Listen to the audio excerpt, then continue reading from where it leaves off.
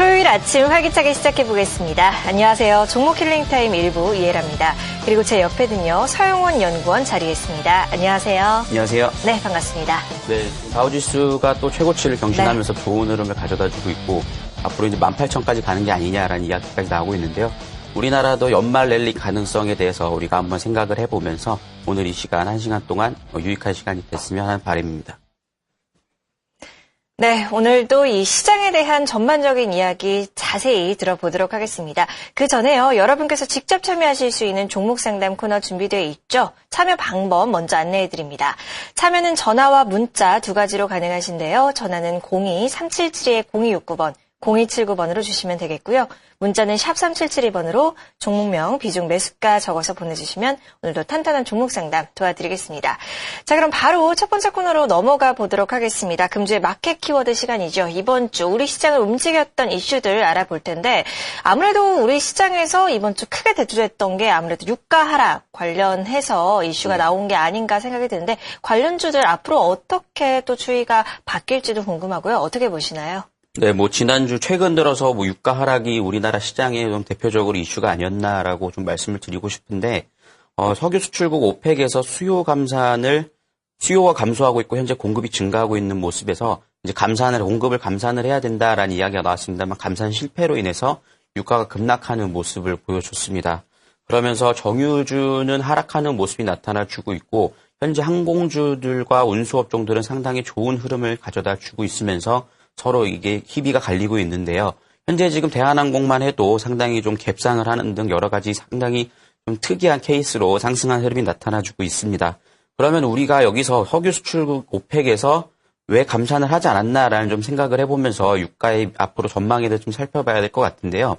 현재 유가 감산을 하지 않은 이유에 대해서 좀 살펴보면 러시아를 좀 들 수 있을 것 같아요. 네. 지난번 우크라이나 사태로 인해서 러시아가 크림반도를 장악했는데 크림반도가 그 러시아와 유럽 국가들의 그 가스 수출을 하는 통로가 됩니다. 그런데 러시아 푸틴이 이런 발언을 했죠. 앞으로 날씨가 추워지고 있는데 천연가스 공급을 중단할 수도 있다라는 약간 협박성의 말투로 지금 서방 국가와 대립각을 세우고 있는데 현재 이로 인해서 지금 유가가 지금 현재 날씨가 추워지면서 급등을 하게 된다라면 결국엔 천연가스 값이 상당히 이제 메리트가 높아지면서 푸틴에게 힘을 실어주는 것밖에 되지 못하기 때문에 제가 볼 때는 지금 유가 하락을 조장한 이유가 어느 정도 러시아를 견제하기 위함이 아닌가라는 생각이 듭니다. 그렇기 때문에 이로 인해서 러시아의 힘을 빼기 위한 전략이 아닌가라는 생각이 들기 때문에 어느 정도 러시아와 지금 서방 국가 간의 대립 구도가 좀 종료가 된다라면 어느 정도 유가가 안정세로 접어들면서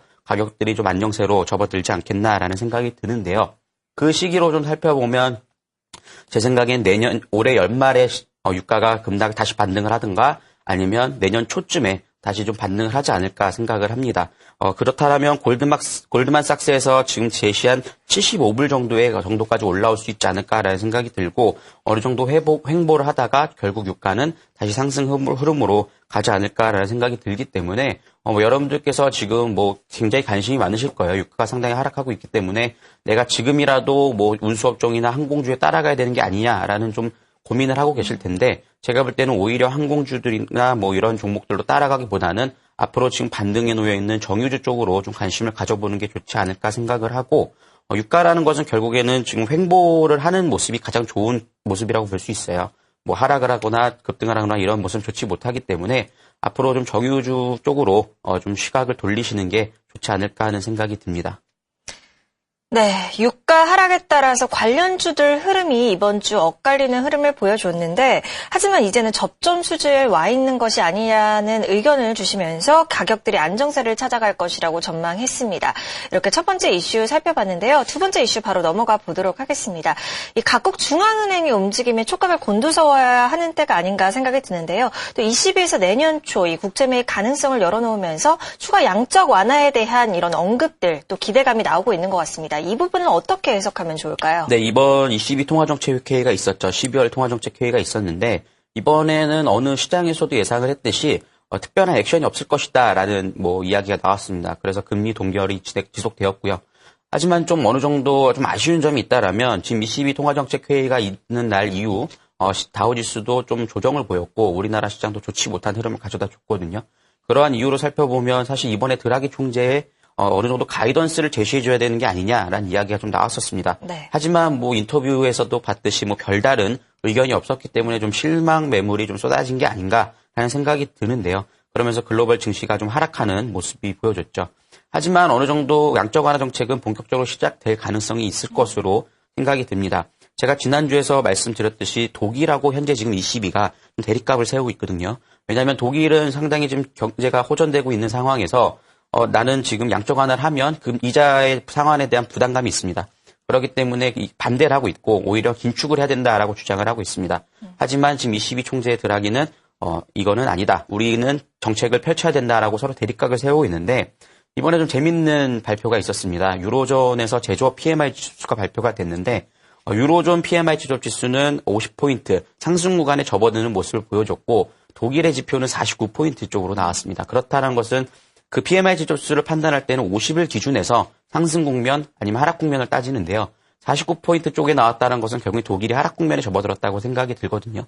그렇다면 현재 지금 독일 중앙은행 총재가 반대를 하고 있습니다만 결국에는 독일의 지금 지표가 좋지 못하게 나온다는 것은 앞으로 이제 부양책을 해야 된다라는 압박을 받을 수밖에 없습니다. 그렇다면 ECB에서는 굉장히 속으로 호재를 부를 수 있는 좀 이야기들을 흘러가고 있기 때문에 어느 정도 추가 양적 완화가 진행될 것으로 생각이 드는데 그 양적 완화가 그럼 언제이냐라는 좀 이번에 언제냐 시기를 제시해줬으면 좋았었을 텐데 제시하지 않은 이유를 좀 생각을 해보면 네. 어느 정도 지금 미국의 금리 인상이 된다라면 지금 미국의 금리 인상이 되면 다른 여타 국가에서 외국인의 자금이 빠져나가면서 좀 단기간 위축이 될 수 있기 때문에 그 시기에 맞춰서 지금 양적 완화를 할 것이 아닌가라는 좀 생각이 듭니다. 그렇기 때문에 현재 지금 미국 금리가 언제 인상이 될 것인가를 좀 눈치를 보면서 ECB가 좀 대응을 하는 게 아닌가라는 생각이 들고 ECB 제가 생각하기에도 ECB 양적 완화 정책이 언제 가장 적합하냐 생각을 한다라면 미국이 금리 인상의 시기가 될 때 상당히 그 충격을 완화시킬 수 있을 만한 이슈로 양적 완화 정책을 제대로 시행을 한다면 금상첨화가 아닌가라는 생각이 듭니다. 네, 지금 의견을 들어보니까 이 양적 완화 시기와 미국 금리 인상 시기가 맞물 것 같다라는 생각이 드는데 그렇다면 미국 금리 인상인 건가요? 지금 미국 금리 인상 시기에 대해서 상당히 좀 말이 많습니다. 네. 그래서 뭐 내년 연말에 인상을 할 것이다. 그런 모습도 나오고 있는데 제가 생각하기에는 늦어도 내년 1분기나 2분기 사이에 좀 4월 달쯤에는 어느 정도 금리 인상을 하지 않을까라는 좀 생각이 드는데요. 왜냐하면 제가 좀 과거에 자넷 옐런의 발언을 한번 살펴보고 싶습니다.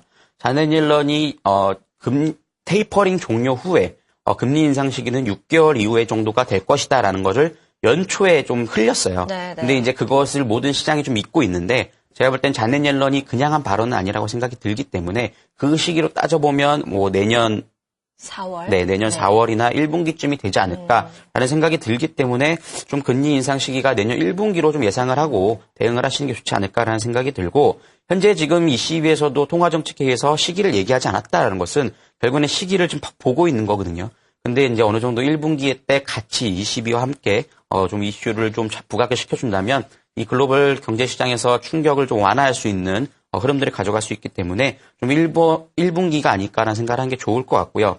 그리고 이번에 연준 부회장인 피셔가 좀 이런 발언을 했습니다. 상당 기간이라는 문구를 삭제할 시기가 가까워졌다라는 발언을 했다라는 것은 결국엔 상당 기간이라는 문구가 삭제되지 않는다라면 그럼 상당 기간이 언제냐라는 것 때문에 상당히 좀 시장에 혼란을 줄 수 있거든요. 그렇다는 것은 어느 정도 상당 기간이라는 문구를 삭제해야 된다. 그리고 기간이 언제라는 질문을 받았을 때 지표가 좋아지는 시기가 상당 기간이 끝날 시기일 것이다라고 발언을 했기 때문에 현재 지금 어제도 고용 지표가 발표가 됐죠. 미국에 고용 지표가 좋게 발표됐다라는 것은 결국에는 미국 시장이 이제 상승 국면에 접어들었다고 생각이 들거든요. 네. 그렇다면 금리 인상을 굳이 미룰 필요는 없다고 보여집니다. 그렇기 때문에 적절한 시기에 맞춰서 좀 1분기 정도에서 좀 금리를 인상을 시키지 않을까라는 생각이 들고 내년 1분기에 또 ECB도 통화정책회의를 통해서 양적 완화를 하지 않을까라는 생각이 듭니다. 이런 여러 발언들이나 지표들을 해석해 봤을 때 어느 정도 미국의 경제 수준이 안정세에 접어든 것이 아닌가라는 생각이 드는데요. 그렇기 때문에 내년 1분기 정도 금리 인상 시기를 전망했습니다. 자, 이렇게 이번 주 우리 시장을 흔들었던 이슈들을 알아봤고요. 다음 주 우리 시장을 또 전망을 해봐야 할 것 같은데 잠깐 우리 시장으로 넘어봐 봐야 될 것 같습니다. 네. 다음 주에 또 이 금통위를 앞두고 있는데요. 기준금리 동결 우세하다고 보기는 하지만 뭐 디플레이션 우려가 지속되면서 금리 인하가 또 필요한 것이 아니냐라는 의견도 한편에서는 나오고 있어요. 네. 어떻게 보시나요? 제가 계속 좀 이 시황을 말씀드릴 네, 때 네. 이주열 총재에 대해서 너무 발언을 많이 하게 되는데요. 좀 죄송스럽게 생각을 하는데 다음 주에 좀 한은에서 금통위가 준비가 되어 있습니다. 그래서 이번에도 역시 뭐 금리를 동결할 것이다라는 것이 가장 우세합니다.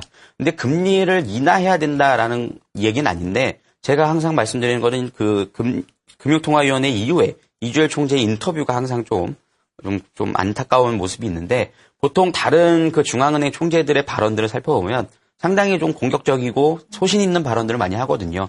그러면서 시장에 상당히 긍정적인 효과도 제시해주고 좋은 흐름들을 가져다주는 반면에 우리나라는 좀 너무 눈치 보기 시기 아닌가라는 생각이 좀 소극적이다. 말씀해 좀 안타까운 생각이 듭니다. 하지만 지금 글로벌 경제 시장을 살펴보면 우리나라가 그냥 눈여겨보고 있을 때만은 아니에요. 왜냐하면 지금 중국에서도 본격적인 금리 인하를 통해서 양적 완화가 시작됐고 일본의 엔저는 지속되고 있고요. ECB에서는 양적 완화가 시작을 하면서 지속될 가능성이 있어 보이고 미국에서는 금리 인상 시기를 논의하고 있는 상황이기 때문에 그 여러 둘레 나라에서 우리나라가 끼어서 상당히 좀 그냥 보고만 있을 경우에는 좀 상당히 위험성이 있을 가능성이 있거든요.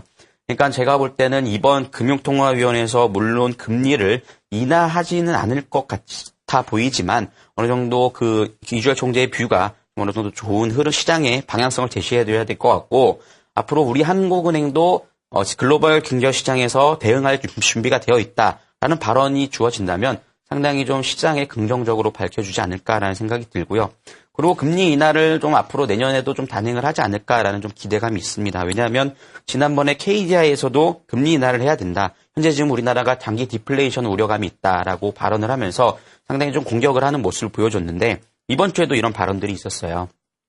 영국 자산운용사인 슈러더에서도 지금 한국이 추가 금리 인상이 필요한 시기이다. 라는 발언을 했습니다. 그러면서 상당히 좀 금리 인하에 대해서 좀 이주열 총재가 고민이 많아지지 않을까라는 좀 생각이 들고 올해는 2번이나 금리 인하를 했기 때문에 좀 넘어가겠습니다만 내년부터는 좀 어느 정도 우리나라도 드디어 1%대의 금리로 좀 접어들지 않겠나라는 생각이 드는 모습을 보여주고요. 이번 주 이주열 총재 인터뷰에 좀 기대감이 실리지 않을까라는 생각이 하게 됩니다.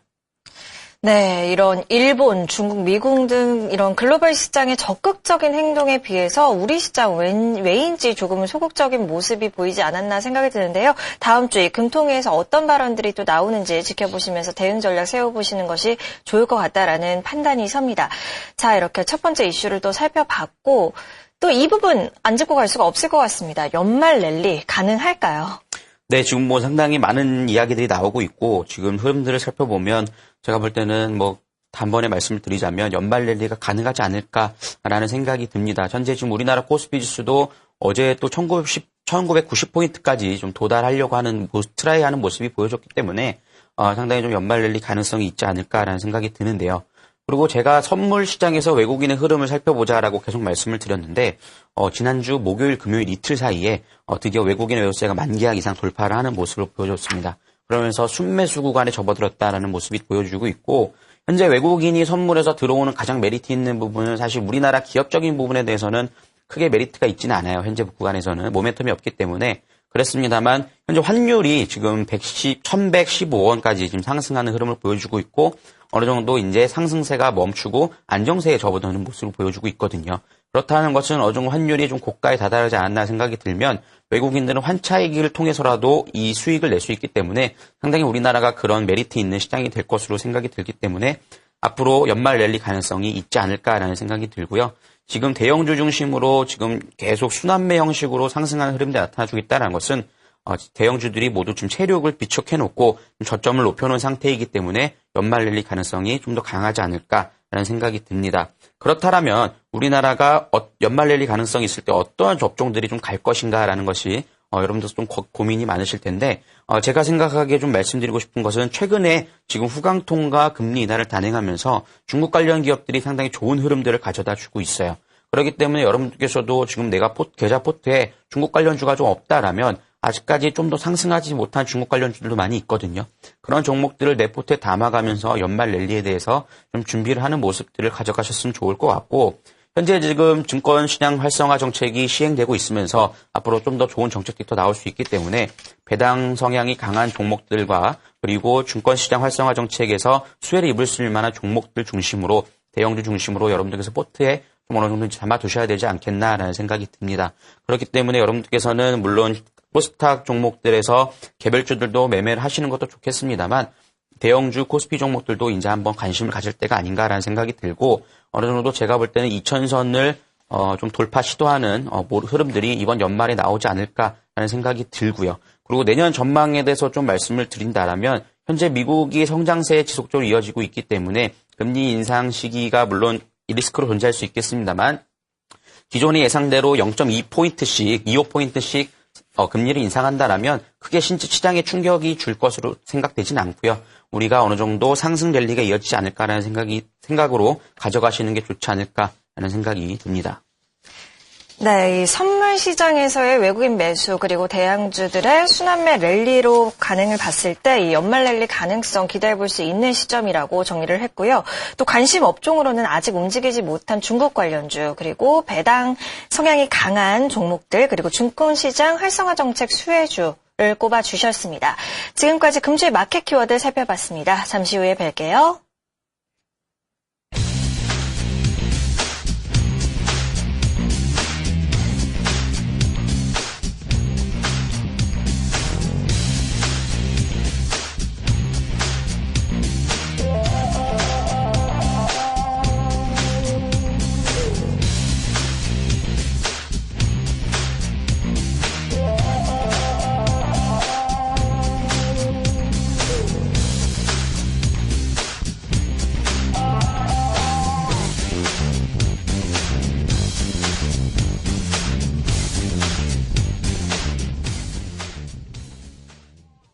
네, 여러분께서 직접 참여하실 수 있는 종목 상담 시간입니다. 상담 참여 방법 다시 한번 안내해 드릴게요. 참여는 전화와 문자 두 가지로 가능하신데요. 전화는 02-377-0269번, 0279번으로 주시면 되겠고요. 문자는 샵 3772번으로 종목명, 비중 매수가 적어서 보내주시면 되겠습니다. 자, 그러면 본격적으로 종목 상담 시작해 보기 전에요. 서영훈 연구원님만의 노하우가 있으시잖아요. 오늘도 네. 안 들어볼 수가 없을 것 같네요. 네, 지금 주식시장에서 우리나라 시장에서는 개인들이 좀 투자하기 어려운 시장이긴 합니다만 이 우리나라에서 주도주를 이끌어가는 그 대형 자금의 매집 지표를 우리가 살펴본다라면 좀 그런 대형 자금이 매집이 잘 되어 있는 종목들을 추종해서 매매를 한다라면 좀 쉽게 매매를 할 수 있을 것으로 생각이 들기 때문에 이 매집 지표를 좀 가져와 봤는데요. 차트를 보면서 좀 더 자세하게 설명을 드리도록 하겠습니다. 네. 현재 보이시는 차트는 흥하해운이라는 차트인데요. 최근 들어서 유가가 하락하면서 좋은 흐름들을 가져다 줬죠. 그런데 이 종목이 과거에 이렇게 박스권으로 횡보할 때 살펴보시면 이 피포스인 빨간 선, 이 종목이 대형 자금의 매집 지표라고 보시면 되는데요. 매입 지표는 우상향하는 모습이 나타나주고 있고 S포스인 개인들의 심리 지표는 밑으로 하락하는 모습이 나타나고 있습니다. 그렇다는 것은 박스권으로 횡보하면서 개인들은 이 주가 가지 못할 것이라는 공포 심리가 자극되었습니다만 대형 자금은 이 박스권으로 횡보하는 구간에서도 매집을 진행하고 있다는 것이죠. 그러니까 어느 정도 주가가 급등을 하면서 한 단계 올려놓는 모습을 보여주고 있고 지금 현재 구간에서는 어느 정도 박스권을 횡보를 더 높이 시켜놨다가 최근 들어서는 지속적으로 상승하는 흐름들을 보여주고 있는 이유는 지금 대형 자금이 지속적으로 매집을 하면서 종목을 가져가기 때문입니다. 하지만 개인들은 지속적으로 박스권으로 또 횡보를 시키니까 못 갈 것이라는 공포 심리가 자극되어서 담아가지 못하는 전략이 나오고 있는데요. 여러분들께서 이 대형 자금들의 흐름을 살펴보시면서 매매를 한다라면 조금 더 수월하게 좋은 종목들을 골라갈 수 있지 않을까 하는 생각이 듭니다. 네, 알겠습니다. 상담 노하우 잘 들어봤고요. 그러면 한 종목 상담하실 때마다 이 노하우를 적용한다고 하니까 이 부분 참고하시면서 종목 살펴보시면 좋겠습니다. 자, 그럼 첫 번째 종목으로 문자 종목 한번 살펴보고 가겠습니다. 8985님께서 보내주셨고요. 현대건설을 가지고 계십니다. 65,500원에 90%, 큰 비중으로 가지고 계시네요.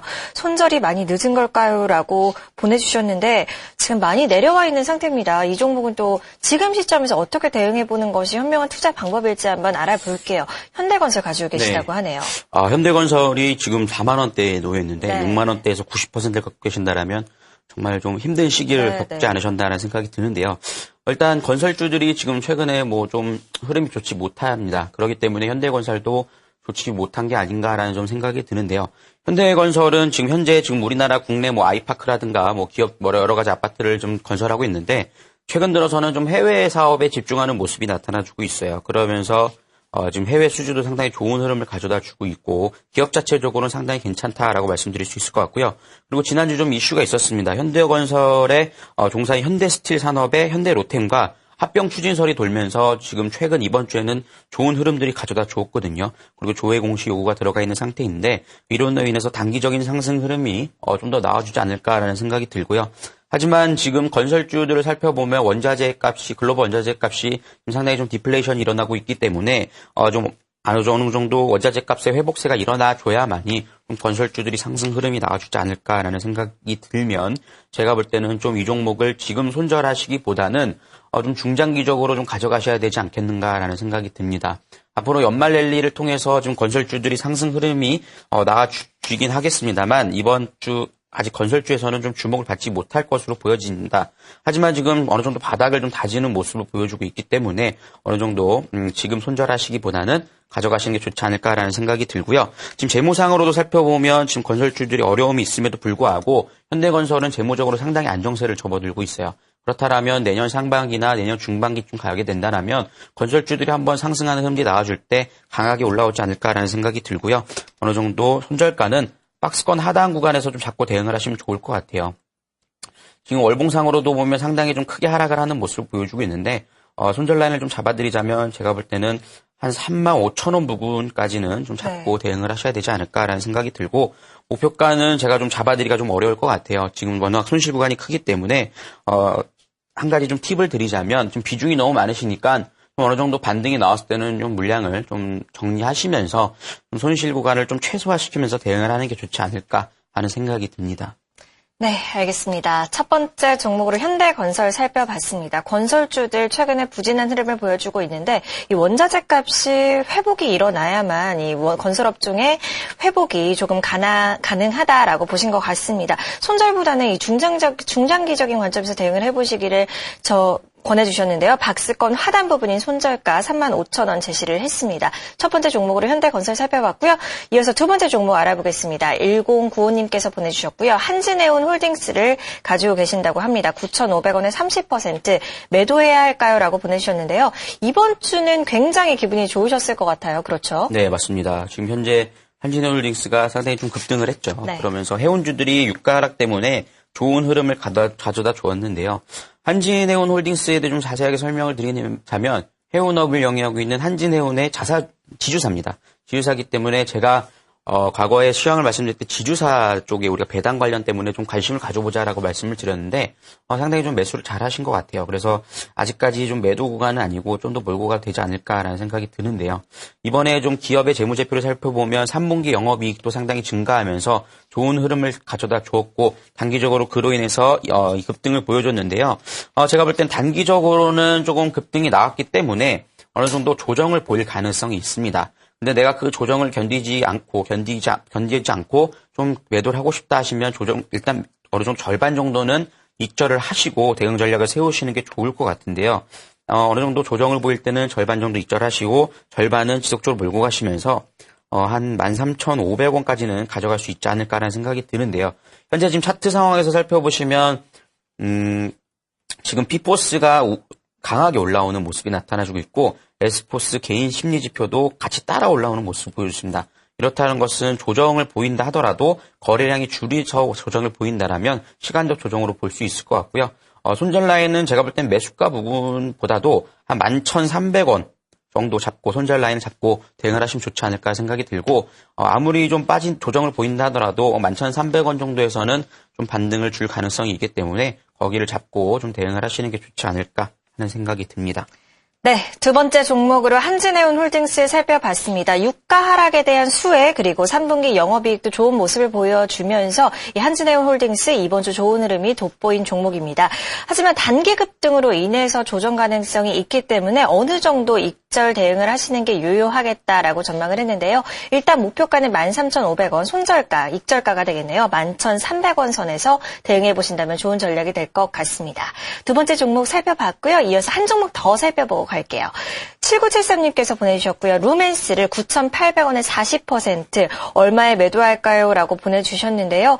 아이고, 많이 내려와 있습니다. 이 종목도 어떻게 대응해보면 좋을까요? 네, 루멘스는 과거에 좀 삼성전자의 스마트폰 시장이 좋을 때는 상당히 좀 수혜를 입었던 종목인데, 루멘스라는 기업은 LED 사업을 좀 영위하고 있습니다. 그러면서 TV의 LED라든가, 아몰레드 디스플레이 같은 것들을 납품하고 있는 업종인데요. 현재 지금 상당히 좀 좋은 흐름들을 보여줬습니다만, 삼성전자에서 스마트폰 사업부가 상당히 좀 크게 위축이 됐죠. 그러면서 이 부품주들도 함께 좀 급락을 한 모습을 보여주고 있습니다. 그러면서 매출이 엄청나게 감소를 해버렸어요. 그러면서 좀 이렇게 기업이 확 쭈그러들었다는 생각이 드는데요.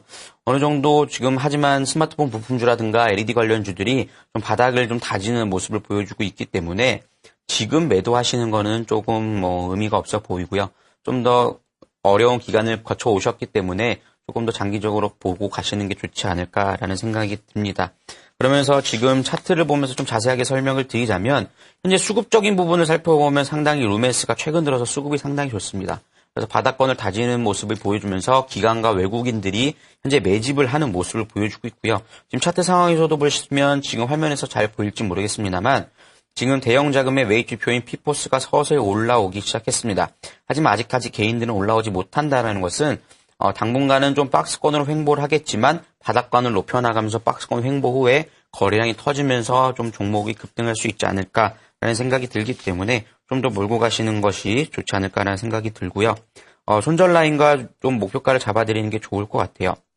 손절 라인은 제가 볼 때는 이제 5,400원 정도는 이제 지지할 수 있는 바닥권으로 다다랐다라는 생각이 들기 때문에 5,400원 정도 잡고 대응을 하시는 게 좋을 것 같고 이 종목을 좀 더 몰고 가고 싶다 하신다면 제가 볼 때는 매수가 부분까지 몰고 가도 되겠습니다만 그렇게 된다라면 좀 시간이 걸릴 것으로 보여져요. 한 내년 2분기 정도는 돼야 좀 삼성전자의 스마트폰 사업부가 좀 진정이 되지 않을까 생각이 들기 때문에 만약에 좀 장기적으로 가져갈 수 있다라면 조금 더 2분기까지 가져가시고 아니라면 좀 어느 정도 매수가 부근에서 익절을 하고 대응을 하시는 게 좋지 않을까라는 생각이 듭니다. 네, 알겠습니다. 자, 문자 종목으로 루멘스 살펴봤습니다. 매출 감소로 인해서 부진한 모습을 면치 못했는데요. 이제는 스마트폰 그리고 LED 관련주들이 어느 정도 바닥권을 다진 모습이 아니냐는 의견을 제시했고요. 최근 또 수급이 개선되면서 대형 자금이 매집되는 모습도 긍정적으로 풀이를 해볼 수 있지 않을까 생각이 듭니다. 목표가는 조금 장기적으로 9,800원, 매수가 부근인 9,800원 잡으시면 좋을 것 같고요. 손절가는 5,400원으로 제시했습니다. 자, 이렇게 루멘스 살펴봤고요. 이어서 전화 연결 한번 해보도록 하겠습니다. 시청자님 안녕하세요. 네, 안녕하세요. 네, 반갑습니다. 네, 어떤 종목 가지고 계신가요, 어머님? 네, 아이리버 50%예요. 아이리버 50%요. 매수가 어떻게 잡으셨어요? 5,510원이요. 5,510원이요. 아직 매수가까지는 못 미치는 모습이네요. 그렇죠? 네. 네, 어떤 부분이 가장 궁금하신가요? 목표가를 알고 싶어요. 네, 알겠습니다. 조금 더 가지고 가실 것 같은데 가격적인 전략을 원하시네요. 이 종목 어떻게 대응해보면 좋을까요? 아이리버는 예전에 상당히 좀 우리나라에서 MP3를 좀 최초로 개발한 업체로서 상당히 좋은 흐름 보여줬는데, 조금 너무 좀 하락 추세에서 좀 담아가신 게 아닌가라는 생각이 들어서 좀 안타까움이 있습니다만, 지금 상황에서는 좀 손절하시는 것보다는 좀 더 목표가를 잡고 대응을 하시는 게 좋을 것으로 생각이 듭니다. 현재 수급적인 부분이 좀 받쳐준다라면 좀 어느 정도 바로 좀 반등이 나와줄 것으로 생각이 드는데 아직까지 좀 수급적인 부분이 나와주지 못한다라는 것은 결국에 우리가 기술적인 분석으로 대응을 해서 전략을 세우는 게 좋을 것으로 생각이 들고요. 현재 아이리버 같은 경우는 좀 거래량을 확 줄이면서 지금 흐름들이 이어져 가고 있는데요. 지금 단기적으로 일봉의 차트를 살펴보면 지금 주가가 지금 이렇게 상승하는 서서히 바닥을 높여나가는 모습을 보여주고 있는 반면에 대형 자금의 매입 지표인 피포스는 밑으로 하락하고 개인들의 심리 지표도 밑으로 하락하는 모습이 나타나고 있습니다. 이렇다라면은 좀 잘못 생각해야 된다라면 대형 자금이 물량을 떠는 건가라는 생각이 좀 들 수 있겠습니다만 지금 개인들도 물량을 떨고 대형 자금들도 물량을 떨고 있는데 주가가 바닥권을 높이면서 버티고 있다는 것은 어느 정도 매집이 잘 되어 있기 때문에 어느 정도 매도 물량이 나와도 지금 버티고 있다는 모습을 볼 수 있거든요. 그렇다면 이런 모습들이 이런 다이버전스 패턴이 나타나게 된다면 단기적인 반등을 노리고 좀 잡아갈 수 있을 것 같고요. 그렇다면 좀 어느 정도 제가 볼 때는 한 적어도 5,750원 정도까지는 전고점 부근까지는 단기적으로 좀 반등이 나올 수 있기 때문에 그런 단기적 반등을 노리고 잡고 빠져나오시는 게 좋지 않을까라는 생각이 듭니다. 왜냐하면 이 기업이 지금 재무적으로 봤을 때 뭐 흑자 전환을 2분기 때 하면서 좋은 흐름이 이어질 것으로 생각이 듭니다만 현재 지금 추세 구간 자체가 하락 추세 구간에 놓여 있기 때문에 어느 정도 지금 상당 전고점 부근에 도달하면 다시 또 맞고 흘러버릴 수 있거든요. 그러니까 이런 종목 같은 경우는 기술적인 반등에 의해서 매도를 하고 빠져나오고 다른 종목들로 갈아타는 게 좋지 않을까 생각이 들기 때문에 손절가는 전저점이 4,095원 정도 잡고 대응을 하시고 목표가는 전고점 부근인 5,700원 정도 부근에서 대응 전략을 세우시는 게 좋지 않을까라는 생각이 듭니다. 네, 알겠습니다. 첫 번째 전화 종목으로 아이리버 살펴봤는데요. 더 궁금하신 부분 있으신가요? 네, 아니요, 없습니다. 네, 알겠습니다. 자, 아이리버 살펴봤고요. 수급이 받쳐준다면 반등이 조금 가능하겠지만 지금 구간에서는 기술적인 대응이 유효하겠다라고 전망을 했습니다. 이 단기 반등을 노리고 매도하시는 전략이 좋을 것 같은데요. 일단 목표가는 전고점 부근이 5,700원, 손절가는 4,950원으로 대응해 보시기 바랍니다. 첫 번째 전화 종목 들어봤고요. 이어서 다음 전화 바로 받아보죠. 여보세요? 네, 시청자님 안녕하세요. 네, 들리시나요? 네네, 안녕하세요. 네, 안녕하세요. 종목 상담 바로 도와드릴게요. 어떤 종목 가지고 계신가요? 예, 저 호텔 신라요. 호텔 신라요. 네. 어머니 매수가 비중 어떻게 잡으셨어요? 이게 11만 5천 원이고 40%인데요. 11만 5천 원에 40%. 어떤 부분 가장 궁금하신가요, 이 종목? 갑자기 내려가. 네, 그러니까요. 분기 실적도 좋다고 그러는데 너무 고민이 많습니다. 그러실 것 같습니다. 그럼 네, 전반적으로 한번 이 기업 짚어드리도록 할게요. 예, 고맙습니다. 네, 알겠습니다. 호텔 신라를 가지고 계신데 어머니 목소리는 참 밝으신데 지금 많이 내려와 있어서 걱정 많으실 것 같아요. 어떻게 보시나요? 네, 현재 지금 근데 제가 한 가지 궁금한 게 여쭤보고 싶은 게 호텔 신라가 지금 하락 추세 구간에 놓여 있거든요. 근데 왜 매수를 하셨는지 매수 이유에 대해서 좀 듣고 싶은데 좀 괜찮을까요? 저는요, 이거를 올라갈 때 했죠. 이게 13만 원쯤 가는 줄 알고. 상승 추세 구간에서 하셨는데 지금 매도를 못 하신 거군요. 그렇죠. 지금 호텔 신라에 대해 좀 설명을 드리자면 실적은 상당히 좋습니다. 뭐 누구나 알듯이 지금 요우커가 상당히 우리나라 시장에 유입이 되면서 호텔 신라가 상당히 면세점 사업부에서 상당히 호재를 이뤘었는데 지금 왜 하락을 하느냐라고 좀 말씀을 드리자면 계속 이 종목이 종목 진단에 나왔었는데 지금 어느 정도 차익 신매물 실현도 있었을 거고요. 지금 현재 지금 앞으로 미래 성장성에 대한 좀 의구심이 드는 부분들이 있어요. 왜냐하면 지금 우리나라 면세 사업 부분에서 지금 요우커들이 차지하는 부분이 너무 많기 때문에 제가 지난번에도 말씀을 드렸습니다만 현재 지금 하락 구간에 놓였기 때문에 좀 더 하락할 가능성이 있다고 말씀드렸는데 그 이유가 요우커 면세 사업이 진행이 되면서 우리나라 국가 정부에서 앞으로 이 서울 도심에다가 면세점을 더 늘리겠다라는 이야기를 하면서 지금 호텔 신라가 좀 독점 아닌 독점을 하고 있는 그 면세 사업부를 좀 나눠먹기식으로 좀 흘러갈 수 있기 때문에 앞으로 좀 이번 분기에 발생시키는 실적에 대해서 다시 한번 또 그 성장세를 이어갈 수 있을까라는 의구심이 들기 때문에 현재 좀 추세가 하락하고 있는 모습이 나타나고 있거든요. 그러니까 좀 개인 투자분들께서 지금 지표만을 보고 재무제표만을 보고는 상당히 실적이 좋기 때문에 좀 이 종목이 다시 반등이 나오겠다라는 생각에 의해서 접근을 하실 수 있겠습니다만 지금 상태 구간에서는 지난번 분기의 실적을 다시 좀 재차 좀 달성할 수 있을까에 대한 여부를 좀 살펴보셔야 될 것 같고 지금 상당히 좀 단기적으로 너무 하락을 했기 때문에 지금 손절 라인을 잘 잡고 대응을 하셔야 될 것 같아요. 지금 가뜩이나 또 추세 상승 구간에서 매도를 못 하셨기 때문에 좀 속상하실 것 같은데 하지만 좀 다행으로 생각을 하는 것이 지금 외국인들의 수급이 이제 서서히 들어오면서 지금 추세 상황을 살펴보면 추세 각도가 위에는 좀 상단에 맞는 모습 보입니다만 추세 각도가 이제 서서히 이제 완만해지는 모습이 나타나고 있습니다.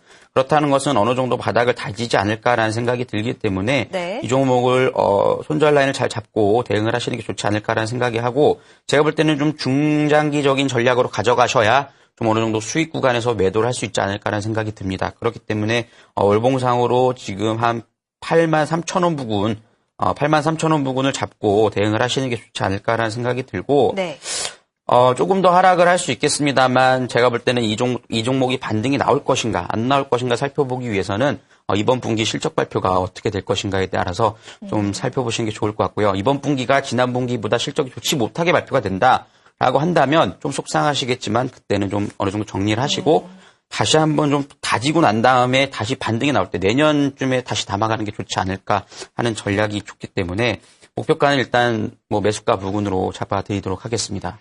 네, 알겠습니다. 호텔 신라 알아봤는데요. 더 궁금하신 부분 있으신가요? 네. 네, 어떤 부분이신가요? 저는요. 네. 외국인이 들어오고 있어갖고, 이거 4분기 실적 1월 말까지는 들고 있어도 가능한 건지요, 내년? 네, 그렇습니다. 제가 볼 때는 이 4분기 실적 발표를 보고 우리가 대응을 해야 하기 때문에 4분기 실적 발표 이후에 대응 전략을 세우시는 게 좋을 것 같은데, 현재 제가 좀 차트상으로 살펴보거나 수급적인 부분을 봤을 때는 외국인들의 수급이 들어오기 때문에 선생님께서 예상하신 대로 어느 정도 이제 바닥권이 다다르지 않나 생각이 듭니다만, 실적이 또 이번 분기보다 안 좋게 발표된다면 또 실망 매물이 나올 수 있기 때문에 제가 이제 손절을 전해드리는 거거든요. 그러니까 내년 1분기에 발표되는 4분기 실적들을 보고 대응을 하시는 게 좋을 것으로 생각이 듭니다. 네, 알겠습니다. 이렇게 전략 들어봤는데요. 잘 대응 한번 해보시길 바랍니다. 네, 고맙습니다. 네, 감사합니다. 감사합니다. 네, 호텔 신라 살펴봤습니다. 실적은 참 좋은 모습을 보여주고 있지만 이런 차익 매물들이 출회가 되고 있고 면세사업부 관련한 이슈로 인해서 현재 하락 구간에 놓인 모습인데요. 이 저점을 완만하게 다지고 있기 때문에 중장기적인 관점에서 조금 가지고 가시면 좋지 않을까라고 생각이 듭니다. 목표가는 매수가 부근, 손절가는 83,000원으로 제시했습니다. 자, 이어서 다음 전화 받아보죠. 시청자님 안녕하세요. 네, 안녕하세요. 네, 반갑습니다. 네, 반갑습니다. 네. 감사합니다. 예. 네, 어떤 종목 가지고 계신가요? 예, 알톤 스포츠요. 알톤 스포츠요. 예. 매수가 비중 어떻게 잡으셨어요? 매수가가 12,000원에 한 20%예요. 12,000원에 20%. 지금 예. 보니까 거의 매수가 부근에는 와 있는 모습이기는 한데요. 예, 매수한 지가 좀 됐어요. 그런데 그러셨어요? 저번에도 올라왔는데 네. 그걸 놓쳐가지고. 그러셨구나. 알겠습니다. 그래서 이번에도 또 어떻게 되나 지금 손절을 해야 되는지 네, 더 갖고 네. 가도 되는지 그걸 좀 자세히 알고 싶습니다. 네, 알겠습니다. 궁금하신 부분이 굉장히 명확해서 저희도 명쾌하게 알려드릴 수 있을 것 같다라는 생각이 드는데요. 알겠습니다. 알톤 스포츠, 이 종목은 어떻게 대응해보면 좋을까요? 네, 알톤 스포츠는 제가 항상 말씀드린 자전거를 만드는 업체인데요.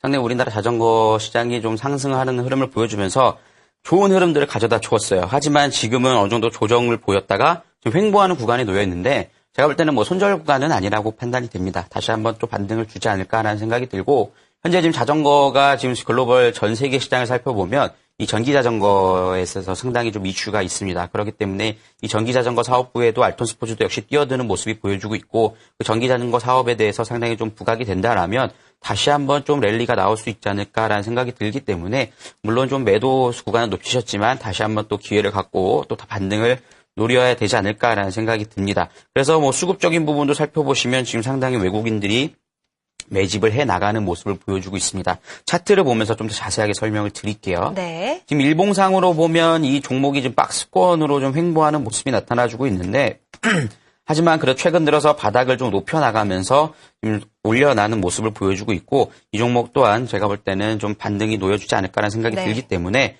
좀 거래량이 터지면서 좀 반등이 나올 가능성이 좀 있어 보입니다. 그 이후에 좀 살펴보면 주봉상에서 지금 살펴보면 주가가 상승했을 때 거래량이 증가했다가 지금 거래량이 확 줄이면서 조정 구간을 보이고 있거든요. 네. 그렇다는 것은 어느 정도 지금 조정 구간 이후에 다시 한번 반등이 가능할 것으로 보여지고 지금 대형 자금의 매입 지표가 지금 이렇게 하락함에도 불구하고 아직까지 빠지지 않고 버티는 모습을 보여주고 있고 개인들은 반면에 강하게 흘러내리는 모습을 보여주고 있습니다.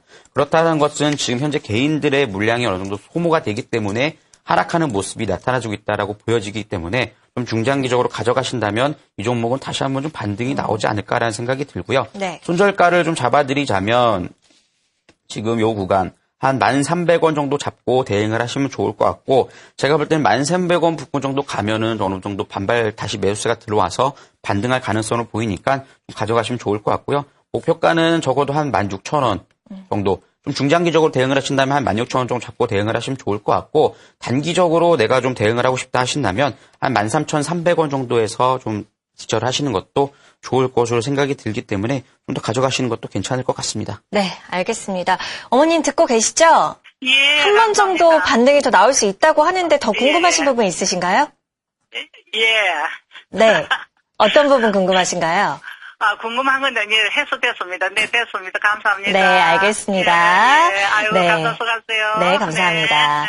알톤 스포츠 살펴봤고요. 다시 한번 반등이 나오지 않을까라고 예상을 해주셨고 전기 자전거 이 사업부가 조금 부각이 된다면 한 번 더 이슈가 부각이 되면서 좋은 흐름을 보이지 않을까라는 생각이 듭니다. 중장기적으로 목표가 16,000원, 단기적으로 대응하신다면 13,300원 선에서 대응을 해보시면 좋을 것 같고요. 손절가는 1,300원으로 제시를 했습니다.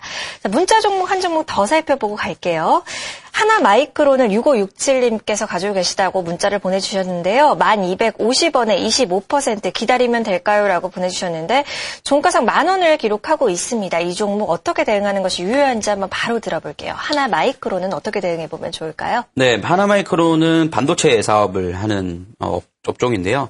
백엔드 분야에서 상당히 좀 좋은 흐름들을 가져다 주고 있는 기업입니다. 그렇기 때문에 뭐 반도체 조립이라든가 테스트 이런 하는 흐름들을 보여주고 있는데 제가 볼 때는 지금 1250원은 충분히 가능하지 않을까라는 생각이 들고요. 지금 재무 상태를 살펴보면 현재 3분기 영업이익도 상당히 좀 증가세를 보이고 있고 이를 반증해 주시 지속적으로 현재 외국인의 매수세가 강하게 유입되는 모습이 보여주고 있습니다. 그렇지만 지금 반도체 사업 자체가 좀 어려움이 있기 때문에 좋은 흐름들이 더 나올 수 있지 않을까라는 좀 기대가 없습니다만 좀 어느 정도 충분히 이제 목표가 정도까지는 가져갈 수 있지 않을까 생각이 들기 때문에 좀 더 가져가시는 게 좋지 않을까 하는 전략을 세워드리고 싶습니다. 그리고 비중도 상당히 좀 잘하셨고요. 네.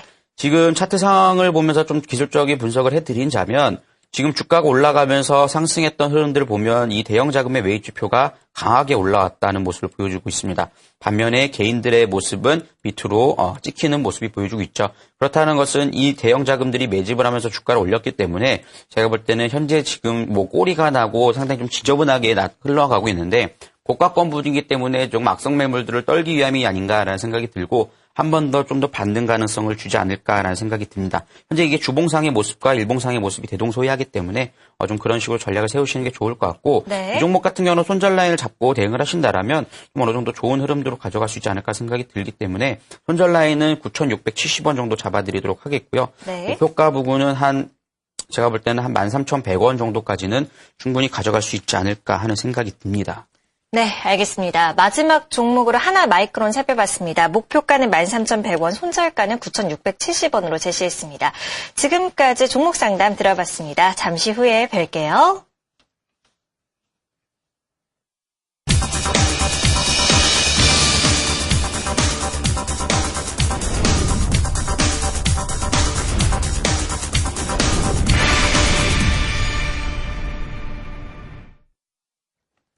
네, 이번 코너는 종목의 발견 시간인데요. 다음 주에 또 대응해보기 좋은 종목들 알아보는 시간이죠. 굉장히 오늘도 기대가 됩니다. 어떤 종목을 가지고 나오셨을지 한번 알아보겠습니다. 첫 번째 종목 바로 들어볼게요. 어떤 종목인가요? 네, 제가 지난주부터 계속 이제 한 종목은 대형주, 한 종목은 좀 급등할 만한 좀 소형주들을 가져다 나오고 있는데 이 종목 이번 주에는 코스피 종목 하나, 코스닥 종목 하나 갖고 나왔습니다. 그래서 코스피 종목의 대표로는 LGU 플러스를 좀 갖고 나왔는데요. 네. LGU 플러스는 모두 다 잘 아시죠? 이제 국내 통신사 기업이고 현재 지금 SK와 KT, LGU 플러스 같이 이렇게 영위를 하고 있는데, 이번에 조금 LGU 플러스가 좀 특이한 게 좀 통신사들이 과징금을 먹었음에도 불구하고 지금 상당히 좋은 흐름들을 보여주고 있거든요.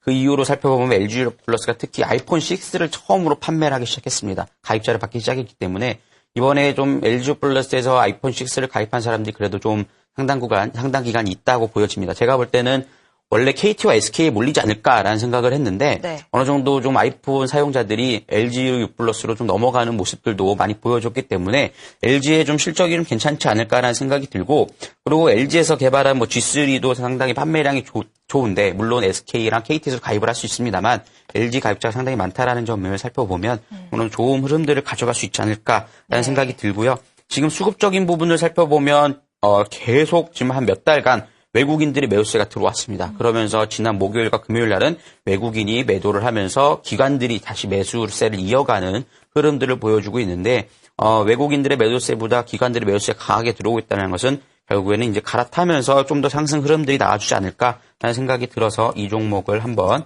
뽑아보았습니다. 차트를 보면서 좀 더 자세하게 설명을 드리도록 할게요. 네. 차트 한번 살펴볼게요. 네, 지금 현재 LGU 플러스의 흐름들을 살펴보면 지금 상당히 좀 박스권으로 횡보하는 구간에 놓여 있어요. 하지만 제가 볼 때는 이런 종목 같은 경우는 코스피가 한번 올라오면서 대형주이기 때문에 같이 한번 올라올 수 있을 것으로 생각이 들고 목요일 지금 최근의 흐름들을 살펴보면 이 피포스가 올라와 있는 모습을 보여주고 있습니다. 그러면서 어제 금요일 장세였죠. 금요일 날 개인들이 같이 따라 올라오는 모습을 보여주기 때문에 어느 정도 지금 외국인과 기관들의 매집이 잘 돼 있다고 제가 말씀을 드렸잖아요. 그 상황에서 지금 개인들이 따라 올라온다라면 거래량이 터지면서 주가가 한번 상승할 가능성이 있기 때문에 이 종목에 대해서 한번 관심 있게 살펴보시면 좋을 것 같고요.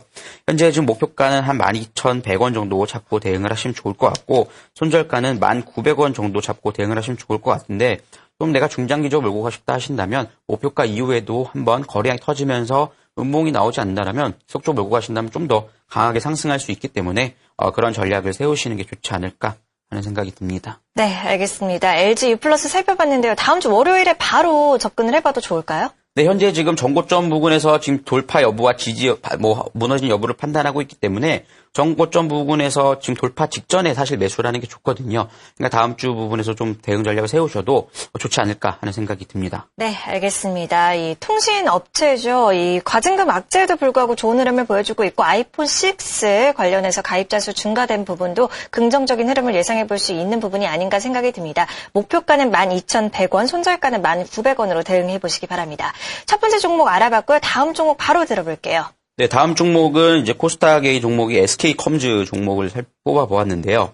이 SK컴즈도 물론 코스닥에서도 상당히 좀 대형주긴 합니다. 하지만 이 종목을 뽑은 이유에 대해 좀 말씀을 드리고 싶은데 제가 지난주부터 대형주는 진성거래 패턴으로 피포스와 에스포스가 둘 다 올라오는 모습들을 보여주고 한 종목은 이 다이버전스 패턴으로 단기적으로 급등할 수 있을 만한 종목을 제가 뽑아드렸는데 네. 지난주에 추천드렸던 유성 TNS도 단기적인 급등으로 하루 만에 목표가를 도달하고 바로 내려와 버렸습니다. 네. 그러니까 그런 전략을 세우시는 게 좋을 것 같은데 이 SK컴즈도 그런 전략으로 세우시면 좋을 것 같아요. 이 종목은 물론 수급적인 부분도 외국인과 기관들의 매수세가 지금 상당히 금요일날 들어오면서 좋은 흐름을 보여주고 있습니다만 이 종목 차트 상황에서 단기적인 급등을 노리고 대응 전략을 세우는 게 좋기 때문에 차트를 보면 좀 자세하게 설명을 드리도록 하겠습니다. 네.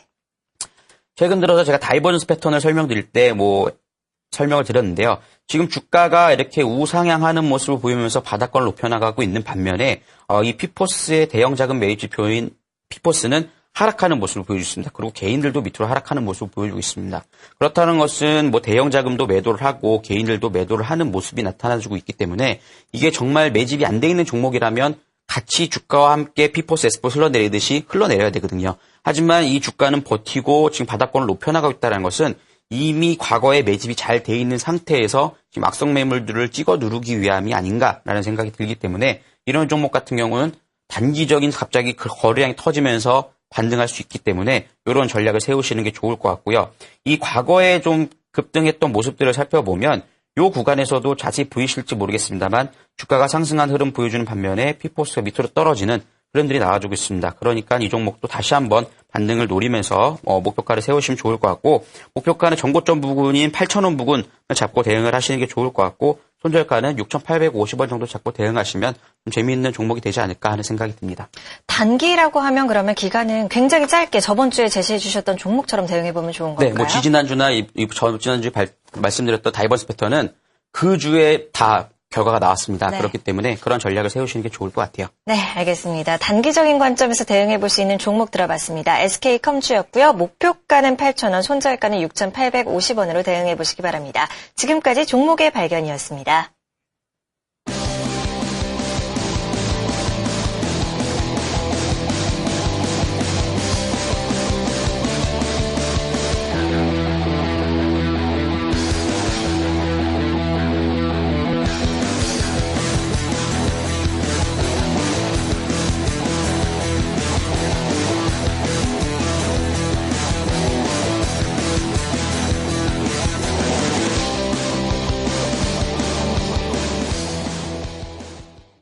네, 아쉽지만 종목 힐링타임 1부는 여기서 인사드려야 할 것 같고요. 잠시 후 2부에서도 종목 상담 코너 준비되어 있으니까 끝까지 함께 하시면 좋을 것 같습니다. 저는 다시 인사드릴게요. 함께 해주신 여러분 고맙습니다.